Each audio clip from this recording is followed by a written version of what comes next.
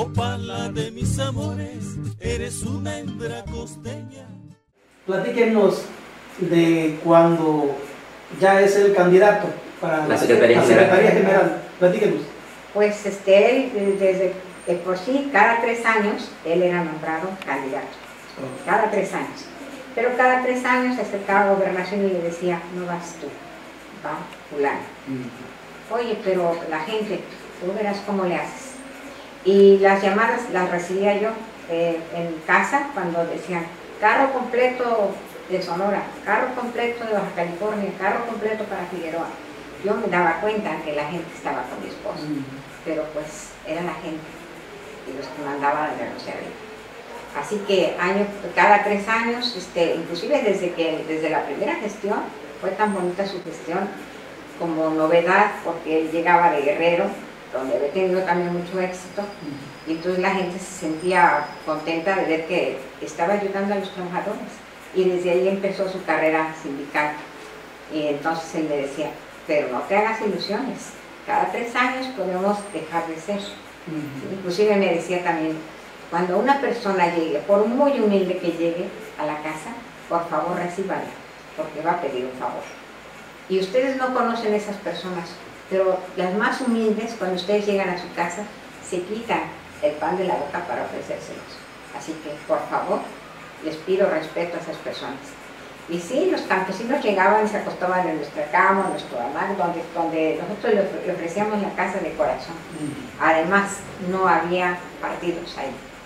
Lo mismo la planilla verde que la planilla azul, que la amarilla. Aquí no hay, aquí todos somos trabajadores del ISSSTE y todos vienen a pedir algo. Así que esas personas que vienen a pedir tienen que ser escuchadas y bien tratadas. Desgraciadamente, pues ya cada vez que era más la gente que estaba, a veces se enojaba. Y decían, es que no es posible. ¿Cómo es posible, Alfredo, que estamos viendo que estás arriba y te bajan? Y pues hay que respetar, decía él. Pero ese respeto, esa política que él ocupaba, él decía, no podemos enfrentar a la gente a que muera por yo no voy a hacer eso. Inclusive había muchas veces que le cantaban esa canción de pero sigo siendo el rey. Y la gente llorando cantaba esa canción. Decía, yo decía, pero ¿por qué no les haces caso a lo que ellos te dicen? Tú no puedes opinar, tú no sabes cómo es esto. Y esa gente puede morirse por mí, pero no, yo no voy a hacer eso, nunca voy a permitir que alguien se desgaste por mí. Entonces, ¿eso es cuando la gente se levanta a hacer marchas? Se levanta a hacer marchas, sí, y 5 años duró el juicio, 5 años. 5 años, mucho desgaste, mucha gente que llegaba con toda la confianza de que se iba a ganar el juicio. Y mi esposo siempre decía, vamos a ganar, compañeros, yo tengo confianza en la justicia, tengo confianza en el tribunal electoral. Ellos nos van a dar la razón porque la tenemos. Y él es siempre confiado, siempre confiado. Y el oficio que le llega a mi esposa al final, pues donde dice, no solamente no le vamos a dar el triunfo, sino lo amenazaron de que si él continuaba, lo iban a castigar por disolución social. Fue un golpe tremendo para mi esposa. Sí, de hecho, las fechas, cuando fue lo de la Secretaría General que comenta mi mamá, ese congreso, ya habían existido otros 2 congresos antes, en los que a él ya lo habían, él tenía ya más o menos el 90% de los delegados de todo el país. Pero en el primer congreso, antes de una noche anterior al congreso, le hablaron a mi papá para decir que se retirara, que no iba él, que iba otra persona, y mi papá se disciplinó, y a pesar de que tenía todos los delegados, él se retiró y fue la otra persona. Mi papá era muy institucional.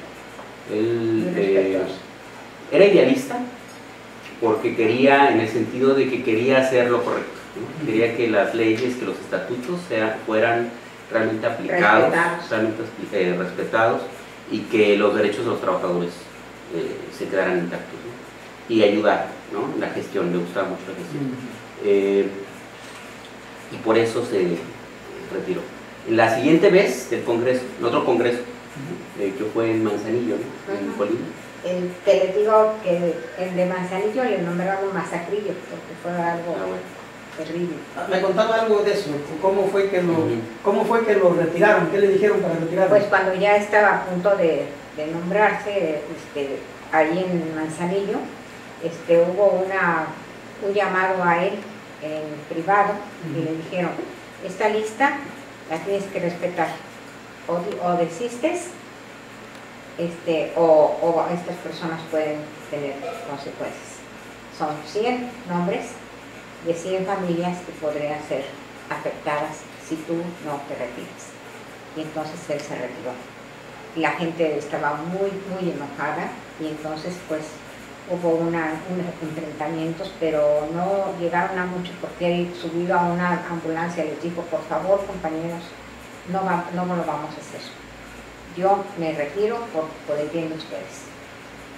Sin embargo, pues le digo que... La primera vez fueron 3 congresos. El primer congreso, el que él tenía la oportunidad de llegar porque tenía todos los delegados a su favor, él se disciplinó nada más con una llamada por teléfono, porque él pensó que el partido, porque en ese tiempo el partido del PRI, cuando Carlos. Partido Revolucionario Institucional, pues tenía estaba en el poder, ¿no? El presidente ocupaba el partido y ocupaba a todas las... Controlaba todos los sindicatos. Los sindicatos para que se pudiera hacer lo que quisiera, ¿no? Entonces, en ese tiempo, que estaba muy controlado, que le decían la dictadura perfecta, ¿no? Por Vargas Llosa, que decía. O sea, sí, todo estaba, todo muy bien maquinado, ¿no? Entonces, mi papá, pues, cuando le llamaron por teléfono, le dijeron, ¿sabes qué? ¿No vas tú para fulanito? Pues dijo, pues, está bien, me voy a disciplinar, soy institucional, el partido, si quieren que no llegue, pues no llego. Esa fue la primera vez. Segunda vez, los mismos delegados dijeron, Alfredo, es que no es que te disciplines, es que nosotros queremos que llegues tú, porque esto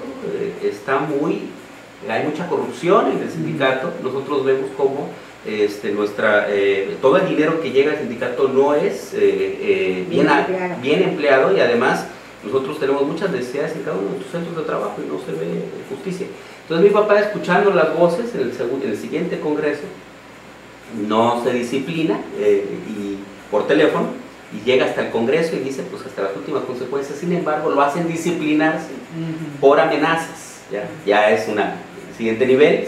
Y entonces mi papá dijo, no, pues, le va a salir mal esto, porque pues van a emplear incluso la fuerza pública. De hecho a él me contó que lo golpearon en el elevador cuando iba a una oficina, en el estómago, como para amedrentarlo, y en ese momento le dijeron, tenemos los nombres de fulanito, perenganito, 100 personas, como bien dice mi mamá, a esas personas no van a tener su empleo, se los va a correr sin ninguna consideración, y además, y quién sabe qué le pasa a su familia. Nos llevaron a una casa como de seguridad para que no nos pasara nada. ¿Sí? Entonces, no es prácticamente secuestro, sino era como un, te llevo aquí para que no te pase nada. Pero mi papá le dijeron, ya sabemos dónde está tu familia. ¿Sí? Entonces, claro, nosotros podíamos salir, no era realmente un secuestro, pero sí nos llevaron para que no nos pasara nada. Tenías 12 años. Y en realidad, pero pues era una situación en la que pues, veía que estábamos nosotros a la intemperie, ¿no? Y sus compañeros, total que desistió. Eso fue en el segundo congreso. Ya en el tercer congreso, las personas, nosotros ya estábamos, los hijos estábamos grandes, lo acompañamos, fue en Baja California, al congreso, y ahí vimos que la fuerza de la población era tanta que ya no pudieron hacer nada, ni amenazas, ni nada. Lo dejaron llegar en el sentido de que el congreso se hiciera, pero ellos tomaron esa Fue una estrategia vil, ¿no? Una estrategia vil basada en una ley malentendida por un tribunal federal electoral corrupto. Entonces, ¿qué hicieron? Fue decir que había mucha violencia, desorden en el Congreso y que por eso no podían llevarlo a cabo como debe ser, a pesar de que ya se había hecho la votación, pero como vieron que no había ya vuelta de hoja, que ya había prácticamente ganado, entonces fue que dijeron eso, ¿no? Se suspendió el Congreso y dijeron que lo iban a posponer. 24 horas, no, al día siguiente lo dijeron. Y fue el madruguete. Se fueron todos y ellos instalaron un nuevo Congreso, pero con gente falsa, con credenciales falsas. Hicieron la votación y pues obviamente ganó Concepción Castañeda, que eran personas, normalmente los secretarios generales que ponían eran a conveniencia del partido, a conveniencia Esa señora pertenecía al tribunal precisamente. Y cuando llega a México mi esposo, pensando que todavía podía pelear la situación, ya estaba nombrada la secretaria general, que ellos habían dicho. Mujer. Concepción Castañeda. A ella, como quien dice, el dedazo, pues. Pero la gente, como presionaba mucho, dijo a mi esposo, pues vamos a irnos a juicio. Y durante 5 años fue cuando nos mantuvimos. Y todos los martes iba ahí al tribunal a preguntar cómo va mi caso. Y la gente lo acompañaba. Pero pues, puro teatro. Hasta ahí llegamos. Fue bastante desgastante económicamente y emocionalmente para el papá, para todos nosotros. Los delegados que estaban esperando en sus respectivos estados, pues también fue muy desgastante para ellos.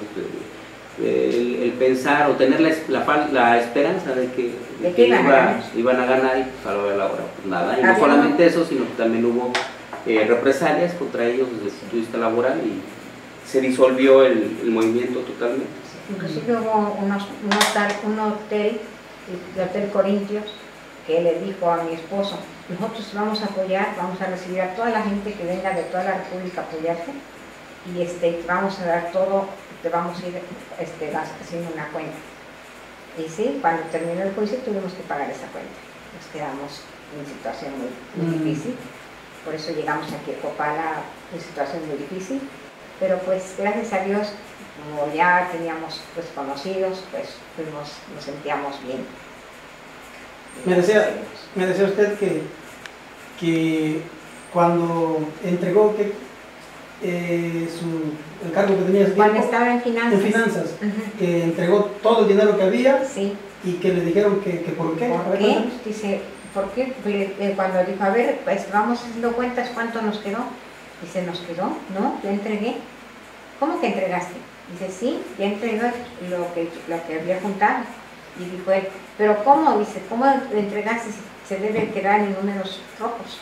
Y dijo él, no, pero ¿cómo voy a entregar en números rojos si este dinero es del sindicato? Ya lo entregué. Dice, pues ahorita mismo vas y cancelas la entrega y quiero ese dinero, aquí lo quiero.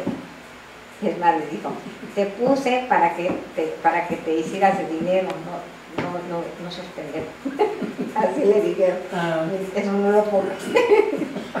y sí, pues dice mi hijo, pues no, mi esposo dijo, no me voy a retractar, yo ya entregué, ya cumplí, y si quieres, dice, pues te vas a quedar fuera de la jugada, pues me quedo fuera, pero yo no voy a entregar lo que no es el dinero que no es mío.